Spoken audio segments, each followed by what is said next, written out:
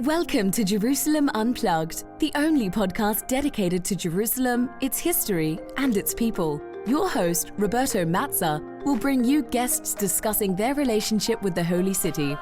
A journey through history, society, feelings, and hopes for the future. Follow the podcast on all social media platforms at Jerusalem Unplugged.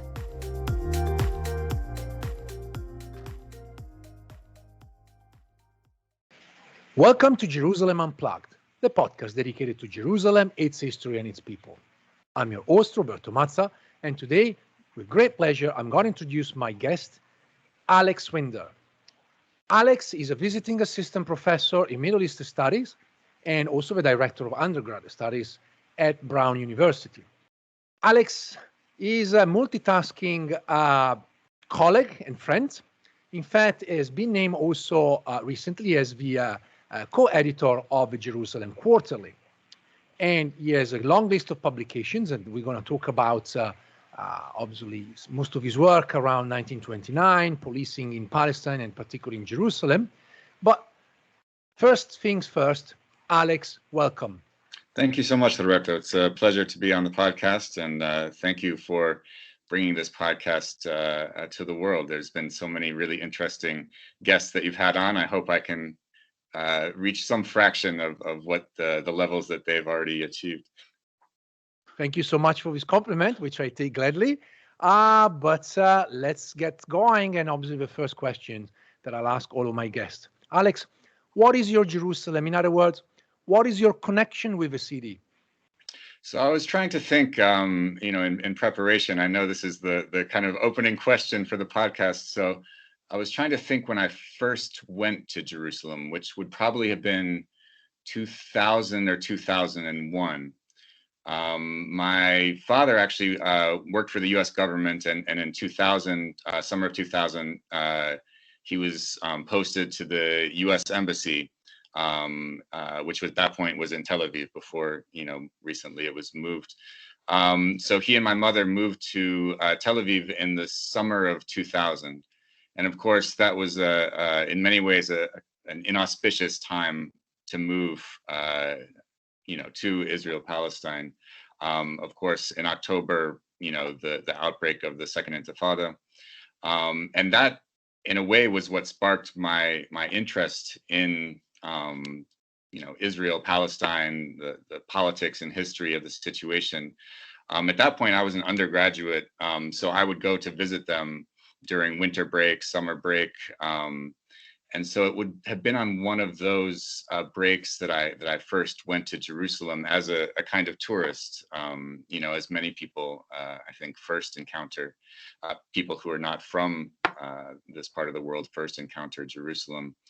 And, of course, at that time, it would have been an incredibly tense time, but I think, I was not necessarily aware of all the intricacies of the politics of Jerusalem at that point. And just, from my perspective, it was sort of walking down these ancient streets and marveling at these kind of magnificent buildings. At that point, I remembered that there was no access for non-Muslims to the Haram al-Sharif. So I knew that, that there was, to some degree, this was a place that was contested, that there were kind of politics built into it. But it was only kind of later that I really kind of took it upon myself to learn a bit more about what was happening in Jerusalem and kind of in Palestine, Israel more generally. Became kind of, connected to Jerusalem really through, taking classes, studying, researching.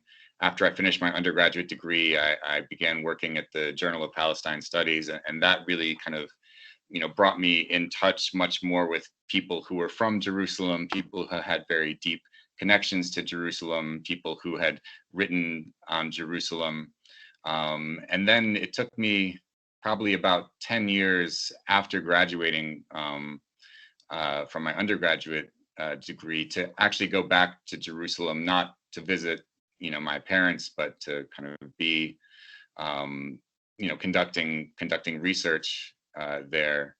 I did archival research in Jerusalem for about a year in 2013, 2014, living in Ramallah and commuting back and forth to the Israel State Archives, which were at that time in Talpiot, before they kind of went completely online.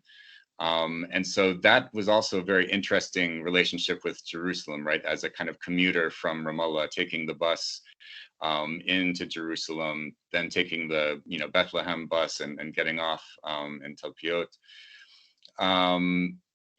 Really kind of making friends, becoming familiar with the city, but still being kind of removed from it in a certain way because I was living in Ramallah, and kind of associate it in many ways with Kalandia checkpoint, and to what degree is traffic going to be horrible or not, how to manage this kind of the hours that you're stuck in line waiting, even as someone who has a US passport and kind of is able to move much more easily than others. It still kind of becomes this sort of thing that defines your relationship with the city in a lot of ways.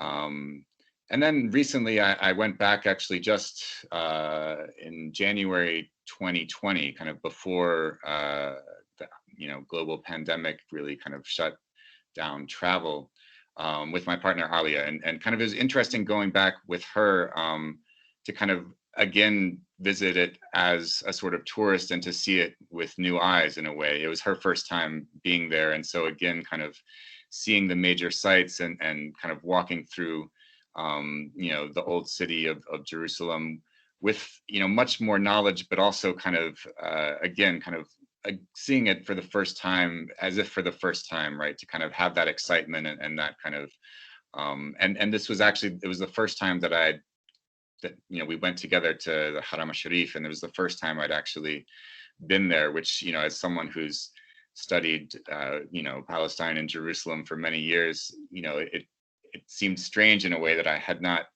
had that experience before, but that was a totally new experience and a really kind of amazing experience for me. So I think it's a relationship that's constantly evolving, and it's changed in many ways, from kind of someone who's a kind of completely ignorant kind of tourist to someone who's kind of engaged and involved in academic questions, and then again as a kind of tourist to visit it again with that different perspective. And again, you mentioned Jerusalem Quarterly, so that's also been a huge part of my kind of connection to Jerusalem. It's so since being in Palestine in 2013, working closely with Salim Tamari, and he kind of brought me to be a part of kind of a team that worked on this journal, Jerusalem Quarterly, which has been a really big part of my kind of education on Jerusalem, really, to kind of read the articles, to edit the articles, to kind of see the different ways that people have engaged Jerusalem, approached Jerusalem through photography, through travel writing, through archaeology, through history, ethnography, all these different ways of kind of seeing the city in different ways, seeing different parts of the city, becoming kind of more acquainted with parts of the city that are, if you go as a tourist, you're not going to go to Kufr Aqab, you're not going to go to Shafat camp, these different parts of the city that have, real importance and real meaning, and kind of help open up the understanding of Jerusalem in different ways. That's really been a huge kind of pillar in terms of my education and understanding of Jerusalem and my relationship to the city. In 2000, I made my first trip to Palestine and Israel, and I remember I had the same opportunity to visit the Haram al-Sharif compound because that was right before the Second Intifada, and so there were less restrictions, and I remember the fascination. And yet that was not actually the moment I thought about working on Jerusalem, to be honest. So in a sense, I understand what you're saying is like, sometimes you go around, you explore, but then there are other reasons why people get, into like in our case, like into an academic kind of job and research. But one thing that certainly we have in common is that at some point we came across the Jerusalem Quarterly. Now we are working together, Yes. but obviously you met Salim, you met other people. You mentioned that you also got a job for the was that the Institute of Palestine Studies, correct? Yeah, in Washington D.C., the D.C. office, working as on the Journal of Palestine Studies. And I started reading the Jerusalem Quarterly the moment I started my PhD. And of course, I needed some sources, and I found these amazing publications with all these different articles covering history, sociology, anthropology connected to Jerusalem. And so that became my main source for material. And now, as I mentioned at the very beginning, you have been recently named as one of the co-editors, together with Dr. Lisa Taraki, of the Jerusalem Quarterly. And so I'm going to take the chance here to ask if you can give us a sense of what is the Jerusalem Quarterly, what's the history of the journal, and what's the purpose of the journal? That's a great question. And the journal really, I think, came out of this, the sense at the Institute for Palestine Studies, which is the kind of umbrella organization that publishes Journal of Palestine Studies and Majallat al-Dirasat al-Falastiniya, and also for a while the French language Revue d'études. That Jerusalem itself was, and I think it also came out of this kind of post-Oslo moment, feeling, and the timing of the Second Intifada as well, that this kind of place, Jerusalem, which has this kind of intense kind of symbolic significance for Palestinians, that was kind of viewed as this future capital of a Palestinian state, that was this kind of cultural and religious and economic hub, a major city for Palestinians. That the place of Palestinians in it was becoming less and less secure. That it's this idea that it would be a kind of potential capital of a Palestinian state, that hope was kind of dimming or diminishing, and that what was happening on the ground in Jerusalem kind of really required kind of attention, and that a journal, a kind of originally it was called the Jerusalem Quarterly File, right? So a kind of a dossier every 3 months to update the situation in Jerusalem, which seemed to be kind of eroding significantly, was in order. That this was a significant issue in and of itself, and so I think that was the original kind of idea behind launching Jerusalem Quarterly. Of course, I think very quickly, Salim Tamari, who is the kind of founding editor of it, has such an amazing kind of range of interests and mind for Palestinian social history, photography, music, diaries, all these different kind of facets of Jerusalem and Palestinian kind of history, that it became much more than a sort of quarterly update on what's happening in Jerusalem, right? It became a really kind of exciting place where different facets of Jerusalem and Palestine more generally, these kinds of understudied or kind of marginal histories became, were given light and were given a kind of platform for exploration. And I think, the group of people that were involved, Rima Hamami, Penny Johnson, Sam Nassar, Nazmi Jobe, who you recently had on the podcast. These are people with kind of really an interest in kind of the stuff of daily life, whether it's kind of in the present, but also in the past, right? Not a kind of dry, kind of history of Jerusalem or this kind of official historiography of Jerusalem, but kind of getting into the nooks and crannies, the kind of dirty parts of Jerusalem, the underbelly of the city, the ways in which it doesn't conform to certain kinds of ideas about what it should be. And I think it's really, grown from this kind of original idea to being a place where that the city comes alive in so many different ways, and the different kind of issues that face the city are not just kind of on a diplomatic level or a political level, although of course those are kind of important, and those are addressed, but kind of this on a social level, like how do people live in Jerusalem? How did people live in Jerusalem? What are the things that matter to them? Who are the people that were kind of on the margins or are on the margins, and what are their experiences of Jerusalem and of Palestine like?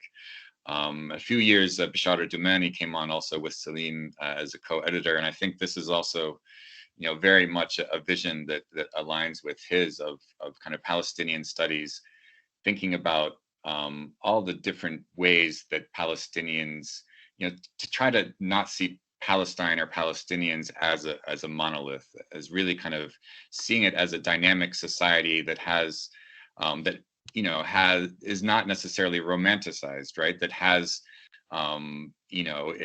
it's kind of elements that are perhaps don't fit kind of certain kind of romanticized images, whether it's from an Orientalist perspective or from a nationalist perspective, and that it's really that kind of social history, micro history, kind of plumbing the different depths of what people's lived experiences of Jerusalem and of Palestine, and kind of the lived experience of Palestinians beyond Palestine, and their connection to the land of Palestine and to Jerusalem as a city.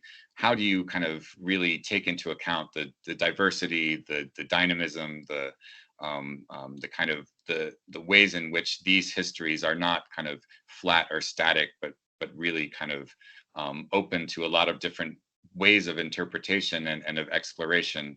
And so I hope, they've set a really high standard for Jerusalem Quarterly. As you say, kind of reading there's so much really fascinating and kind of unexpected material in the journal, over the last 20 years or so. It's sometimes you'll run across something and you just, it's like finding a kind of nugget in the archives, right? And so that's a really kind of what I think is amazing about the journal, is that it has these kind of surprises in it, that you never are kind of 100% sure. It's not boring, it's a really exciting journal, and part of that too is, I think in a way it's an academic journal. There are academics who write for it. There are kind of research articles and things like that, but it's not only that. It's a journal that is close to the ground, that it wants to capture the voices of people living in Jerusalem. It gives voice to younger scholars, to people who are not scholars but who are Jerusalemites, to people who are conducting oral histories and interviews, remembering their family, all these different dimensions. And I think that's also reflected in it. It's open access, right? So anyone can go online and read any issue of the journal. It's all available on the website. And I think, that reflects the kind of ethos of Jerusalem Quarterly, right? It's not kind of, again, kind of high above the fray and kind of looking down at Jerusalem. It's kind of in Jerusalem and of Jerusalem and with Jerusalem and for Jerusalem, right? It's in a place where distributing paper copies of a journal and is not the easiest thing, right? If you're in the West Bank, if you're in Palestine, if you're wherever you might be, if you're a Palestinian in a refugee camp in Lebanon, there's a kind of part of the goal, I think, in making it open access is to say this is a journal for Palestinians, for everyone, and you don't have to be have a university library subscription. You don't even have to have a subscription to the paper journal itself. That this is kind of it's a popular journal in that sense of kind of the meaning of the word, for the people. And so I hope that we can kind of maintain that. I'm perhaps romanticizing it a little bit, but I do think that that's at least the kind of driving kind of vision behind it, that it has been this, and it should continue to be this. I must confess that one of my favorite articles, it was an article about the cats of Jerusalem. And I always wish there would be like someone else writing about them. Like I think this was published probably around 10 years ago, but it really stuck with me. And it's like, oh, I wish someone else would engage with that aspect of the city. They're fascinating animals as a cat lover, but Right. also they made me think about like these cats can roam around the city freely. And literally, they are the only ones who can just go across and, just don't bother too much about artificial or even real borders that are set throughout the city. Alex, I wanted to ask you something about, again, the Jerusalem Quarterly, because I think this is an important aspect, not just of your work, but also of Jerusalem itself. You mentioned earlier that essentially the journal wants to be open to everyone because it's available on online for free.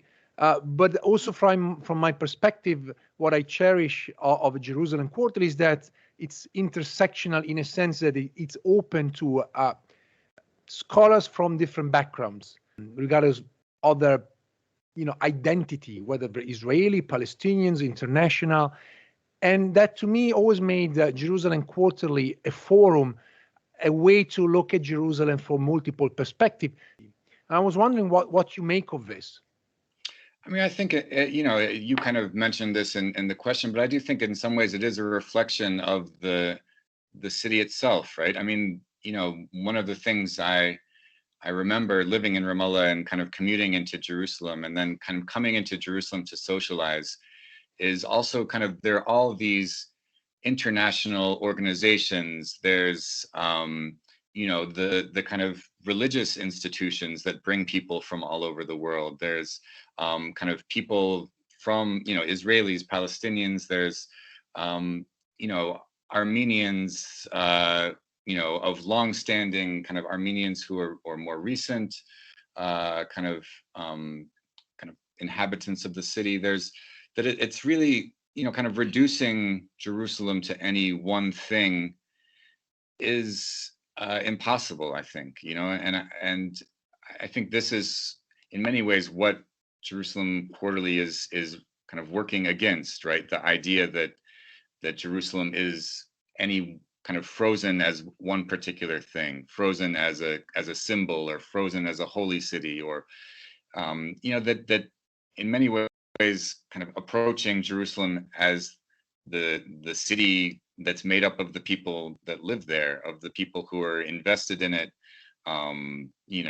emotionally, economically, politically. That kind of this approach to Jerusalem, I think, allows it kind of and encourages kind of people with different kinds of connections, people with different kinds of perspectives, to be a part of a conversation about Jerusalem, to be a part of contributing to what we know about Jerusalem. And I think, it's not to say that kind of anything and everything about Jerusalem, will be published in Jerusalem Quarterly. I think, there are that there is a kind of ethical commitment of those who are working on the journal to kind of to not want the city to be an exclusive city, to not want the city to be a city that kind of pushes out its residents, to not want the city to be an oppressive city. So I think, to that degree, like there are some kind of common sort of political commitments, but it's not rigidly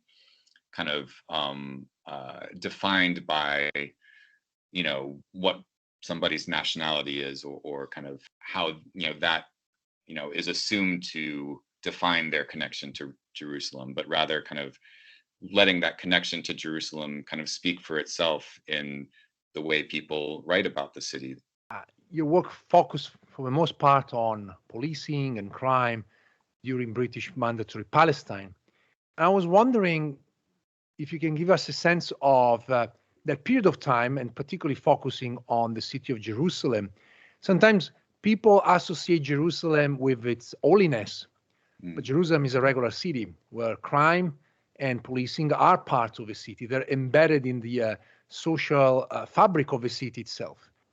Absolutely. And it was one of the kind of major and it still is kind of a very highly policed city, right? It was kind of the headquarters for the British Mandate administration.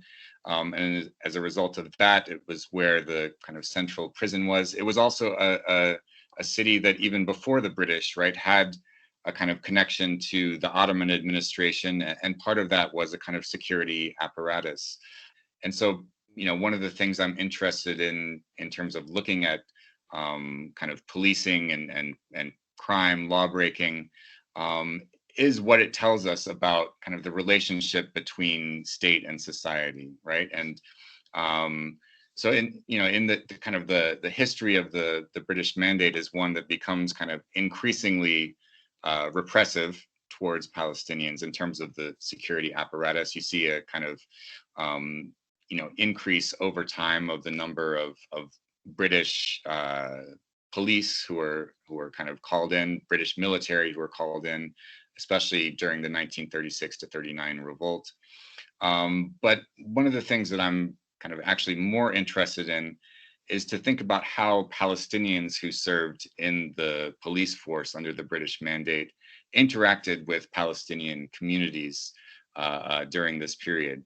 I think it produced a kind of tension, right, where police who are of a certain community are associated with a regime that's seen as antagonistic towards that community. During the revolt, for example, there was targeted attacks against policemen. Many of them, British police or kind of Jewish policemen, but quite a few assassinations, attacks on Palestinians and Arabs who were serving in the Mandate era police force.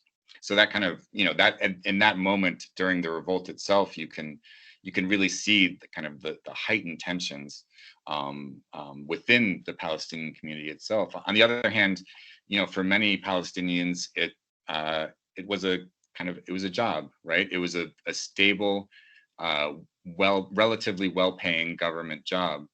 And so looking at, for example, at oral histories conducted with Palestinians who served in the police force, this is the kind of primary, their primary understanding of what they were doing as policemen, right? They joined the police because, they were in search of a job.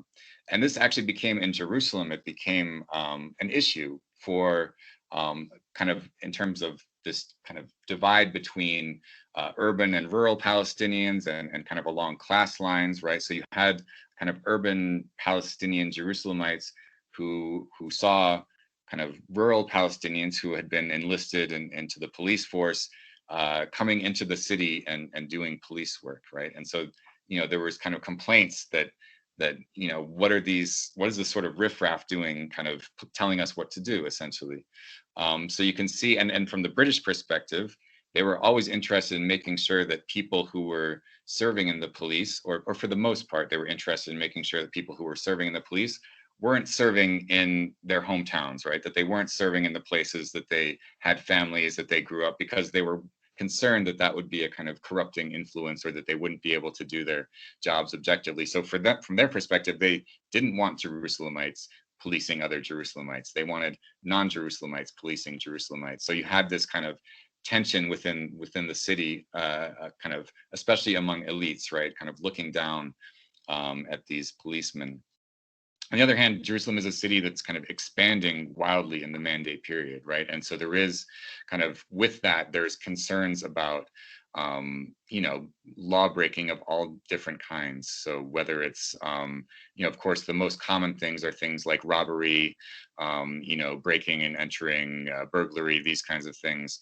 And of course, kind of from the British perspective, the most concerning kinds of crime were those that were kind of the clashes between different communities in Jerusalem. So especially between, Jews and Arabs, between Zionists and Palestinians, this kind of fear that Jerusalem as a city with both kind of large Jewish populations and large Muslim and Christian populations, but also with these kind of sites that were kind of contested and spaces that were contested and spaces that had kind of particular significance, that this was a kind of tinderbox. And this was always a concern for the British in terms of policing. And so in many ways, although the kind of most common kinds of crime, and if you look at kind of complaints and arrest registries and these kinds of things, the things that people are worried about on a day-to-day basis is whether someone, broke into their house and stole something, from their house, or whether, they have a dispute with their neighbor over, whether something needs repair, on the boundary between the two houses, or whether there's a fight between two families, or whether, someone is kind of, there's a place where people are getting drunk in the neighborhood, and it's kind of disrupting people's sleep, and or kind of people are worried that it's attracting the wrong kinds of crowd. All these are the kinds of things that people express concerns about. But of course, from the British perspective, politics was the most important thing, and making sure that suppress or otherwise kind of control the sort of political tensions in the city was the number one priority. I'm not well versed into the contemporary police reports from Jerusalem, but I suspect there won't be much of a difference, that despite the fact that I'm sure there's plenty of, let's call it regular crime, but the focus, at least monitoring particularly Israeli media, is often, more political in a sense. The attention is about, potential or attacks carried out by Palestinians. Like just a few days ago, a woman was killed in the old city because allegedly was trying to attack an Israeli police. So I guess that really didn't change much from the British period, where crime is some sort of obviously does exist, but is shadowed in the face of more sort of political tensions. Would you agree with that? Absolutely. And I think, you can see also, I mean, part of it too is, and again, this kind of connects to my interest in Palestinians who served in the police force.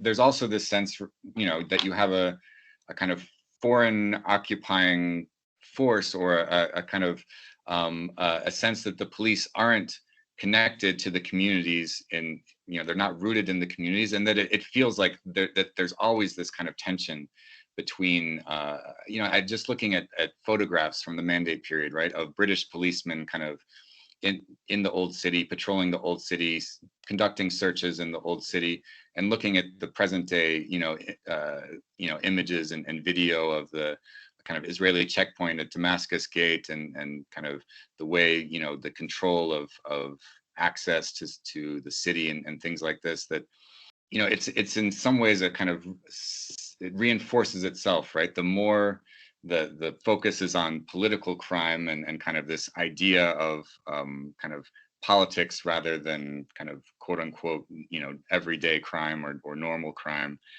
the more it also kind of produces this divide between, the state and the society, and those things are kind of, and vice versa, right? This kind of divide between state and society. So the more that the British feel that they can't really trust Palestinians to serve in the police, the more they kind of bring British soldiers or British policemen to kind of patrol in Jerusalem and elsewhere in Palestine, the more it kind of produces this situation where people don't view the police as anything more than a kind of the kind of coercive arm of the state, right?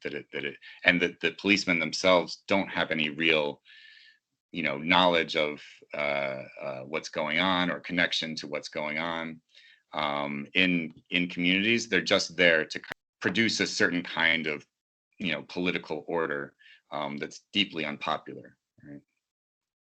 I feel like Michel Foucault would be very much interested in these case studies for perhaps rewriting his work about policing, crime and punishment. I wanted to ask you something about what you mentioned, this historical dimension.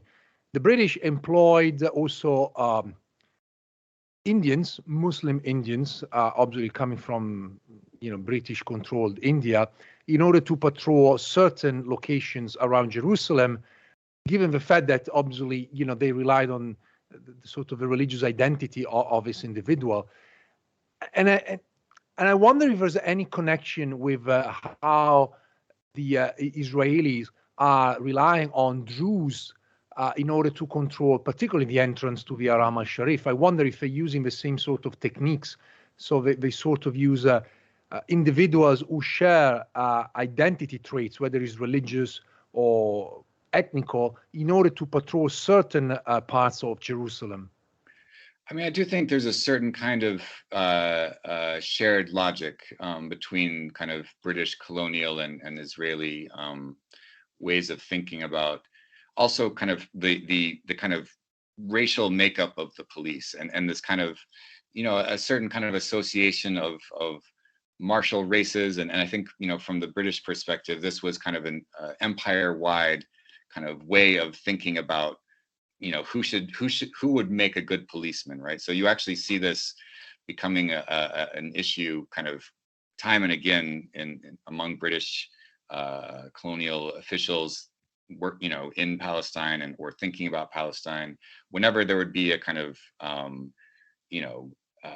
a kind of situation that would bring Palestine to the fore as a place where there were these kind of communal tensions and political tensions.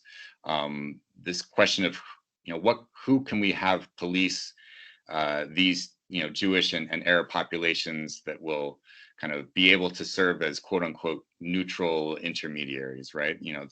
Or who will be able to kind of control these populations and has it kind of within them to be good policemen. So they look to Cyprus and should we bring Cypriot policemen? They're familiar with this kind of society where there's kind of religious divisions within society.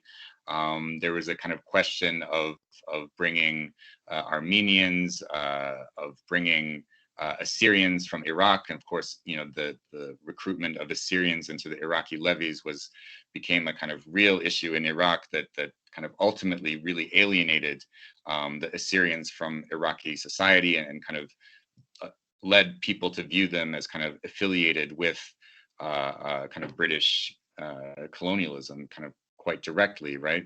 Or kind of bringing certain groups from Africa, British colonial Africa, or British kind of India to come police in Palestine. And of course, none of these really kind of bore fruit in any kind of serious way. But I do think it shows a logic, and I think the recruitment of Palestinian Christians, citizens of Israel, especially Druze, Palestinian Druze citizens of Israel, into the police. There's a certain logic, not only I think about kind of trying to figure out who might be a kind of an effective intermediary or a kind of useful intermediary, but also I think. And there's another connection with kind of British colonial thinking, in terms of cultivating kind of pliant minority groups within society that then kind of are reliant on the state for protection, that are reliant on the state for certain kinds of forms of patronage, and in some ways kind of dividing society into these kind of groups that are then in some ways pitted against one another. And so I think the case of the Assyrian levies in Iraq is one that is troubling, and speaking to friends and colleagues in the Druze community inside Israel, this is a concern that it kind of produces a kind of antagonism, right, or reproduces an antagonism between Druze communities and other Palestinian communities, or it kind of makes a promise to Palestinian Christians that they can kind of attain a status within Israeli society that's above that of Palestinian Muslim citizens of Israel. And Rauda Kanana has also written a book called Surrounded, that's kind of a kind of present day ethnography looking at Palestinians inside, inside Israel, who kind of are negotiating these kinds of really difficult situations. And it's hard to, one can understand why seeing this as an avenue to access for improvement of one's kind of social and economic circumstances for oneself, for one's family, is attractive, right? And this is, again, kind of getting back to the mandate era. This is what motivated Palestinians to serve in the police force then, right? It's seen as a kind of a way of personal and family and communal improvement. People were able to access certain kinds of things through government service that they otherwise wouldn't have been able to. But of course, one can also understand why people found why their communities might have been dissatisfied with that kind of arrangement, right? That it was not did not mean that everyone in the community had access to certain things. It meant that the way to get that access was through kind of making a deal with the state to police, surveil, engage in the practices of control and suppression of the political will of the majority population, right? So that it's this kind of, it produces a certain kind of tension, and it is kind of the way kind of colonial ideas are transmitted from one place to another, and how kind of this idea of martial races, of policing which populations, which groups, which ethnicities, which religions are quote unquote good at policing, really kind of it's shared across colonial situations, really everywhere you look. I guess the old Roman Latin divide et impera, divide and rule, still very much the leading principle that the British left and the Israelis picked up. Yeah, and you can, on the one hand, I think part of it was a kind of an intentional idea of there's a goal of dividing the population, and some of it was just, this was the way, the colonial way of seeing the population, right? You have to categorize people. You have to, you have to kind of make order out of what seems like chaos, right? When you have a colony to run. And so, categorizing people by who's good, in the most basic terms, right? Who is good and will support the government, and who is bad and needs to be controlled. This is the kind of most basic way of understanding the population. And then, upon that, you overlay kind of understandings of race, of ethnicity, of religion, and but also of kind of, in the case of Palestine under the British, right, they would designate like which villages are good villages or bad villages, right? So this is a kind of, very, like, it's both very crude, but it also kind of, you can see the logic behind it, that you have to kind of, you have to know the country, and the best way to know it, or the most important thing to know, is whether a village is supportive of the government or not supportive of the government. And that becomes the kind of organizing principle. And why that is, what are the dynamics within the village that kind of produce an affinity towards, cooperation with the state on certain kinds of matters, or not, that kind of gets tossed in the background, and it becomes kind of essentialized, right? So that this is a good village or a bad village. This is, this religion is troublesome, and this one is cooperative. And this kind of, really kind of binds the British into certain kinds of, it really shapes their approach towards policing, but also towards all kinds of other things, and whether, funding schools, whether it's building roads, all different, kinds of ways in which the state tries to govern the population is shaped by this kind of very crude, like good or bad, kind of like matrix of understanding. Feels as like Jerusalem has always had, I mean, at least in the last century or so, like a large police presence. And yet it doesn't feel like people talk much about it. It feels like it's part of the urban fabric, the urban environment. But the way you are talking about it feels very much as if the police has a solid control. And again, this was certainly true during the British. It's obviously true under the Israeli. Perhaps it was also possible under the Jordanians in East Jerusalem. But the reality is that it feels as if the police is a large, strong, and visible component of the urban fabric of Jerusalem.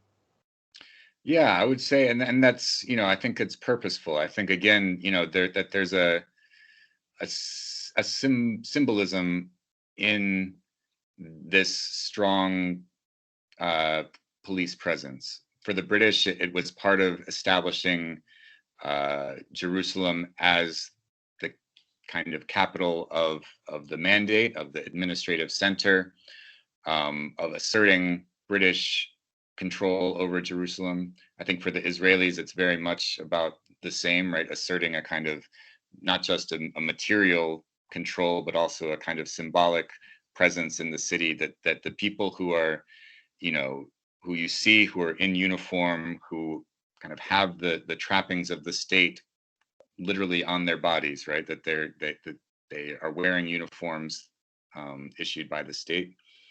That they're everywhere you go, that you see them, that they're omnipresent and quite visible, and that this, I think it shows an attempt to symbolically as well as materially kind of assert control in a city. But I think it's also, can be looked at as, evidence of certain kinds of anxieties, right? That there's an anxiety, when you have an overwhelming police presence somewhere. It is an attempt to assert control, but it shows you that there's that presence is necessary to assert that control, that the control is contested in fairly substantial ways.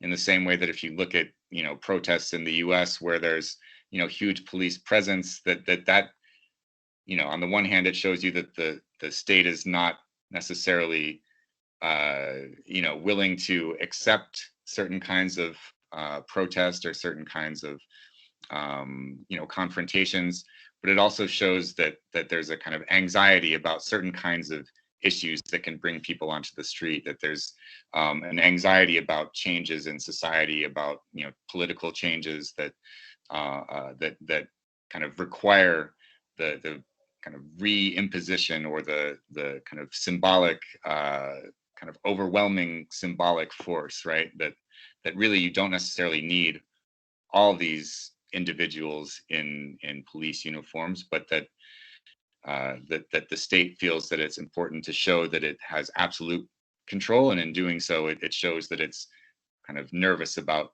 not actually having that full control. You also wrote about 1929, which is one of those tragic events, massacres, I like to call it, that mark the recent history of Jerusalem. Obviously, Jerusalem witnessed many similar events, but that has remained very much like a staple in the memory of the various communities of Jerusalem. And you wrote about sort of the religious boundaries that probably shaped Jerusalem as a result of 1929. I was wondering if you can give us a sense of what is 1929 and what happened as a result of that event. So in 1929, there was basically what had been a kind of brewing contest over access to the western wall of the Haram al-Sharif, the Wailing Wall, al-Buraq, called different things by different communities, that kind of disputes and tensions over what kind of access was allowed to that site, who had access to different parts of it. And it was kind of wrapped up in this question of the status quo, where essentially the Ottomans had established rules over which communities had access to which sites, and the British had kind of made it their priority to maintain those rules. At least they kind of vocally committed themselves to that. On the other hand, you had a Zionist movement that was kind of gaining strength and pushing against the status quo, right? Essentially saying that this status quo that was established under the Ottomans was not favorable to the Jewish community in Palestine, and that it was necessary to kind of rewrite the status quo to grant Jews greater access, that and in some ways for certain kind of groups within the Zionist movement, especially the kind of more radical right, to kind of lay claims to ownership over particular kinds of religious sites, including the Western Wall, right? There were disputes in the year prior to the outbreak of 1929, this kind of, and I should say kind of 1929, it was a number of different things, right? It was both the kind of popular uprising against British rule and kind of combined with attacks against kind of recently established Zionist colonies in Palestine, but it was also kind of combined with these kind of very serious violence within kind of older cities that had more kind of older established Jewish communities within them, including Jerusalem, including Safed, and including Hebron. That these places that had kind of Jewish communities that had been there since before the advent of the Zionist movement, really, that these were also kind of places where you saw kind of significant acts of violence and kind of attacks by Palestinians against Jews. And kind of within all this, you had kind of very significant British security forces reprisals and attacks against Palestinians as well. So it kind of combined all these different things within it. So in 1929, this dispute over the Western Wall essentially kind of came to a head, right? You had Zionist marches and demonstrations, kind of seeking to assert control and ownership over this religious site. You had Palestinians kind of reacting and kind of seeking to challenge that assertion. And you just had a kind of outbreak of popular violence in many ways. And what I was interested in was how these boundaries worked in a certain way to maintain a stable social order before kind of in many ways before the advent of Zionism or before the kind of rise of Zionism in Palestine, how they became kind of flashpoints and kind of how the challenging of existing boundaries said something also about the changing ways that people understood communities to be organized, not as religious communities, but as national communities. And that it was this kind of, in some ways a transition or a transformation of an understanding that saw communities in Palestine as religious communities to one that saw them as national communities, brought about the certain kinds of challenges to these boundaries that were meant to kind of in some ways divide communities, but also to kind of lay out the existing social order. And that the violence of 1929 kind of, that we can read it as this shift from a sort of religious community-based social order to a national community-based social order. And I also wanted to in some ways kind of challenge a notion or challenge romanticized images of kind of life before 1929, both kind of from Zionist and from Palestinian nationalist perspectives that sort of saw this as or saw kind of life before 1929 or before the mandate as kind of one of sort of harmonious coexistence.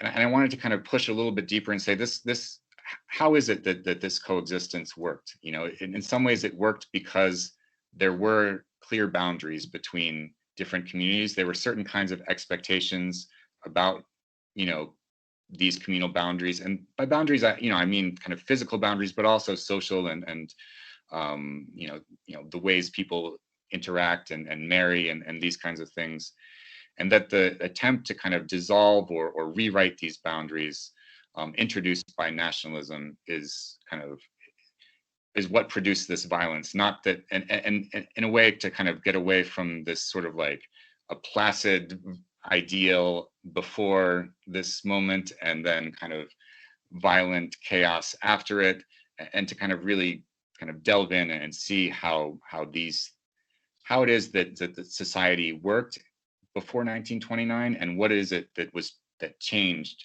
that brought about this kind of moment of kind of spectacular violence. I hope to have in the future two scholars, Rana Barakat and Hillel Cohen, to talk about 1929 and hear the different perspectives on these events, and which I found fascinating, and still, requiring probably a lot of work. There's so many intricacies, not just about the events, but also the legacy that they left with the population of Jerusalem, but at large in Palestine. I have one last question for you, Alex. Is there anything that I didn't ask but you want to add? Oh, there's so many things to talk about. Well, one thing I will say, that's a very good question. I'll say that one of the things that I think is useful in thinking about Jerusalem and in writing about Jerusalem is the question of sources. And I think this also gets to this question of 1929, but also of policing, also kind of Jerusalem Quarterly in general, and thinking about what are the sources that we're using to write the history of Jerusalem? What are the kind of perspectives that are given primacy, and which are the perspectives that kind of remain marginal, and what are the perspectives that we simply don't have access to, but would like to have access to, and how does their absence from the archive change our view of the city? And I think working with police documents is kind of really helps make this extremely clear, because the police have a very particular perspective on things, right? They view everyone as a potential criminal in some senses, and when they're kind of engaged with someone who is accused or believed to have committed a crime or to have broken the law, their goal is to gather all the evidence that proves that they did it and kind of put it into a narrative that makes sense. On the other hand, when you look at kind of court records, for example, on the other hand, everyone who is in the position of a defendant in court is trying to prove their innocence, whether or not they've broken the law or not. And so you're stuck in a situation where the interests of every party are kind of clear from the outset, right? No one goes into a court case trying to prove their own guilt, and so the interesting thing then becomes less about whether or not this source is correct or this source is correct, but trying to kind of read between the lines and reading kind of what's important to different people in this setting, trying to get to break out of this framework of like, was the crime committed or was it not committed? Was this the person that committed it or was it not the person that committed it? And I think, that in a sense, kind of the necessity of breaking out of the sort of master controlling narrative is one that we can apply more widely for Jerusalem, right? That there are these master narratives, that there are these controlling narratives, and at times it can feel like everything about the city, everything that takes place in the city has to kind of be worked into one controlling narrative or another. But that the important thing is that we don't have to let those controlling narratives control us, and that really we have a much better picture of Palestine, of Jerusalem, of Israel, if we don't allow those controlling narratives to be the only thing that frames our understanding of, and the way that we absorb information, the way we read texts, the way we read sources, and that kind of coming at them with a more open perspective and a willingness to kind of not let those master narratives be the be all and end all really gives us a much richer, a much more vibrant, a more colorful, a more energetic and dynamic experience of the city. And so that's, I guess I'll leave with that. This was Alex Winder, visiting assistant professor in Middle East Studies at Brown University and co-editor of Jerusalem Quarterly. Alex, thank you so much. Thank you, Roberto. Thanks for listening. If you enjoyed this episode and you'd like to support the podcast, please share it with others on social media or leave a rating and review. To catch all the latest, follow us on Instagram, Twitter, and Facebook @Jerusalem Unplugged. Thanks, and I'll see you next time.